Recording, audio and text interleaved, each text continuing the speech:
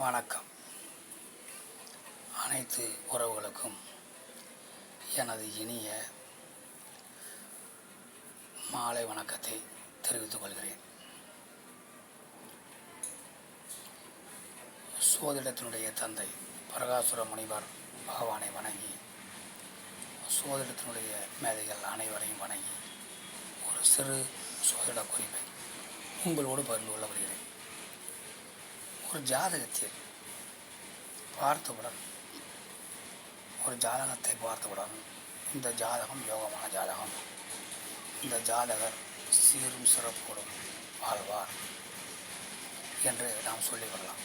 அப்படி பல அமைப்புகள் இருக்கிறது.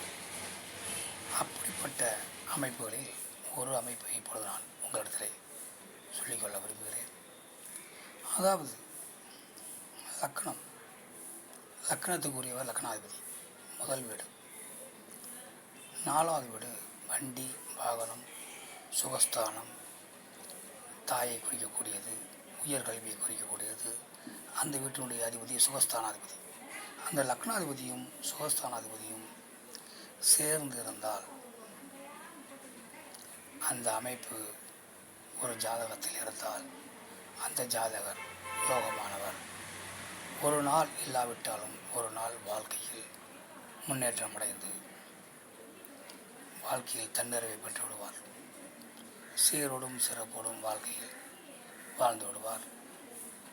அவரை நம்பி 10 பேர் வாழக்கூடிய அளவுக்கு சிறந்த மனிதனாக, உழைப்பாளியாக, வருமானமிக்கவராக விளக்கி விடுவார். அந்த அமைப்பில் லக்னாதிபதியும்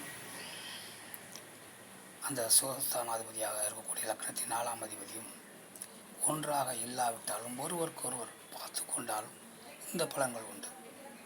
அந்த லக்னாதிபதியும் சுகஸ்தானாதிபதியும் ஒன்று சேர்ந்து சுபக்கிரகங்களான குருவையும் அல்லது சந்திரனையோ அவர்கள் பார்த்தால் மேலும் சிறப்படைந்து வாழ்க்கையில் அந்த ஜாதகர் முன்னேற்றம் அடைவார்.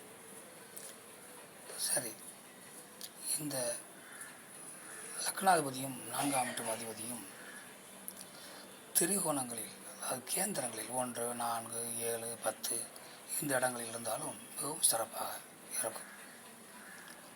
இந்த லக்னாதிபதி சுகஸ்தானாதிபதி இணைவை குரு சந்திரன் பார்த்தாலும் அல்லது இவர்கள் அவர்களை பார்த்தாலும் அந்த ஜாதகர் மாபெரும் யோக ஜாதகர். இந்த அமைப்பு உங்களுக்கு இருக்கிறதா என்று பாருங்கள். மற்றவற்றை நாம் அடுத்த வீடியோவில் காண்போம். நன்றி, வணக்கம்.